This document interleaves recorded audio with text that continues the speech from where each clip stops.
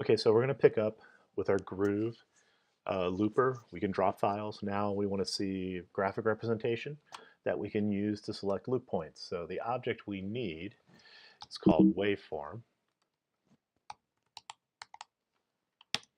And it brings up a graphic window that will display sound file that's currently in a buffer. So first thing it needs to know is what buffer to look at. And to do that, use a set message. Message, not an object. Set machine. And because I've only got one channel of waveform to show, I'm going to say look at the left channel of that buffer, or channel 1.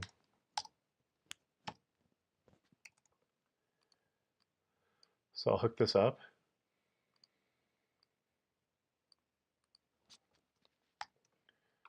And if I now click on it, that is the sound file that's currently loaded.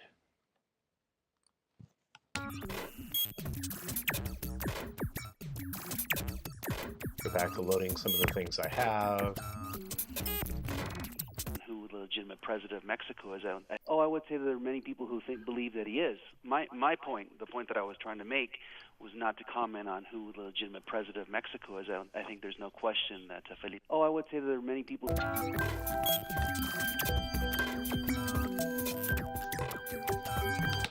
So anytime I update the buffer with a new file, it displays in here. Now there's some things about this that you really need to modify, and we can talk about setting it up to do certain things, but the first thing I want to do is actually do a little shortcut, a useful shortcut with Waveform, because there's a lot of things that I want to hook up if I want to make this work. I'm going to go off and grab the help patch, where it has kind of everything I need to do this. You need to unlock it and take all of this.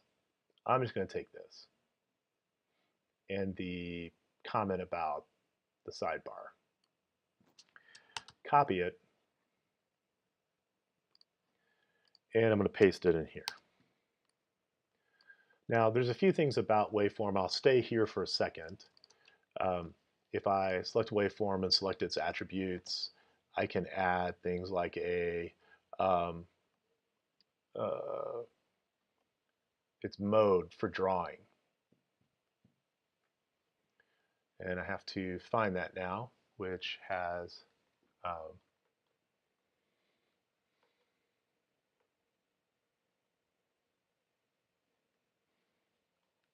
Beats BC change of the grid color, invert labels.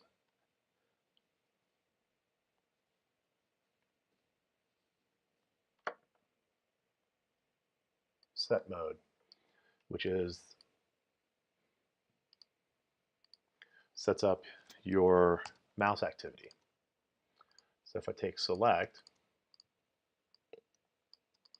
I can make highlights. There's a loop that lets me move the loop and expand and contract. There's a move tool that lets me expand out and move around in the display. And a draw, which doesn't actually change the buffer that's playing back. I think maybe it does. Yeah, it does actually change the buffer.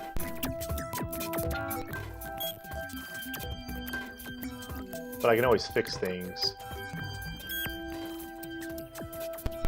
by reloading the file. Now, the help patch does all these things for you and a little bit more. So I'm going to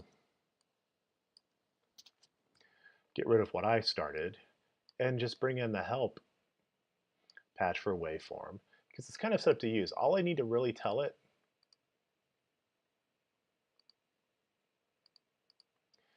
is what buffer it's looking at. Now I can select my tools. This is a Bpatcher object, which is a way of embedding a patcher but having a user interface show in the parent patch. Don't want to get more into it than that. It can be very useful for doing interfaces. It's included with Max, so you don't have to worry about where it is and moving it from machine to machine. But it's basically running, I can't open it up because it's locked, um, but it's basically sending out um, commands to the set mode attribute, and that's updating how we work with the waveform. So if I have select, I can do this, move, and it's giving you a graphic tool. So we're going to stick with a select for now. You can see that its output is connected to the input of the waveform. Now, if you look at these other things, it's telling you where to start the display in milliseconds. 0 is the beginning. How much to display in the waveform window. And I want to make this a little bit bigger. Where my selection start is, my selection end, and this is a message that will say select all. It's going to give me the X and Y coordinates and say select everything. -1 is saying everything. Now you see it also has outputs. These outputs will change if you change with physical manipulation in the waveform. I can select things by changing numbers in each of these. Or I can use my mouse and select them. And you see these numbers are updating. That's because the outputs for each property are hooked into the number box, but first running through a set message. So the set message are saying update the number box, but don't feed it back into waveform because that would be a data loop. So either way I want to select. And the number boxes on top are useful for loading a sound file automatically when you load a patch and setting loop points so that you don't have to select everything to start your piece. So you could save, and you could save presets and send them into the top numbers, and that would update selections. So they do have a function. I'm going to leave them in. You're seeing that messages and patch cords are going away when I lock the patch, and that's just because there's a property of every object that you can show or hide on lock.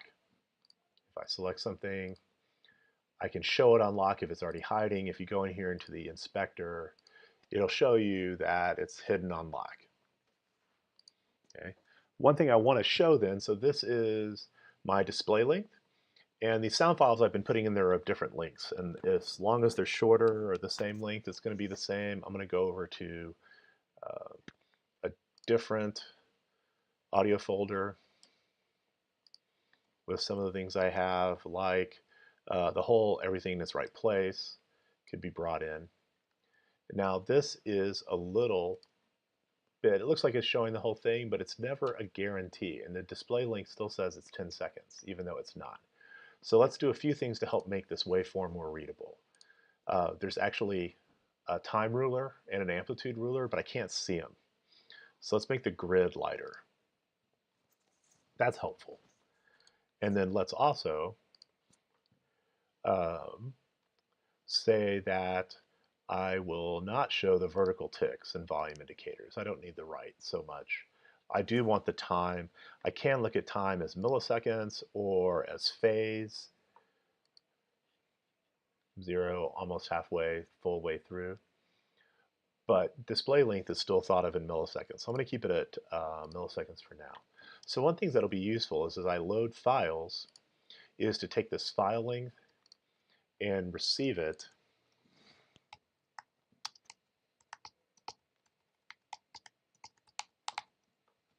over here and into that display length. And I'm going to hide the patch cord on lock. I'll leave the receive there so you know it's there. But now if I add a file, like let's say a little jangly piano,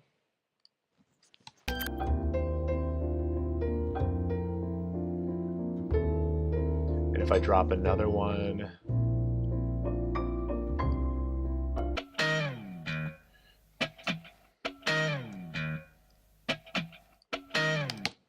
every time I load a file, the display length of the waveform is being updated to match the length of the sound file. So it shows me the whole thing. So that's one first start. Now the thing that's really useful about Waveform is that you can make selections, and those selections can be your loop points. You just need to take the right outputs. So my selection start in milliseconds and my selection end,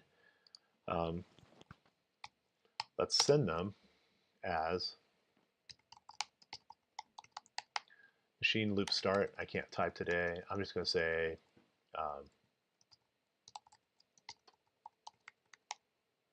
go ahead and make it long. So that's my loop start. And copy it and just get rid of start and say end.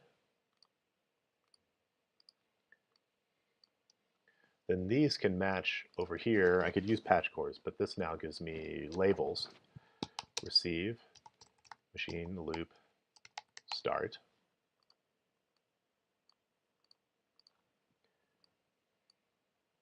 And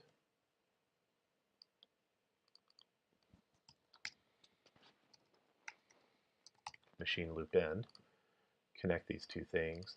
Now lock the patch, start playing.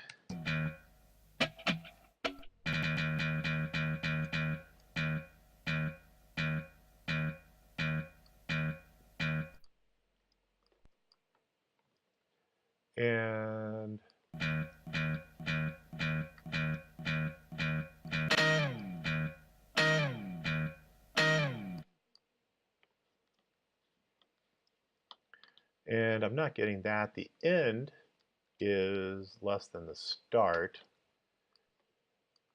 Shouldn't be happening.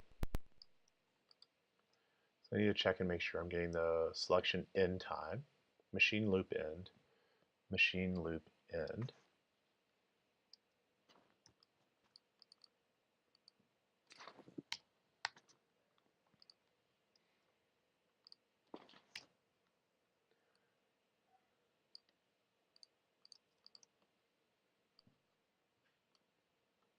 And I'm getting a bug. This is my select end in milliseconds. And it's not updating once I pass out. Stop the video.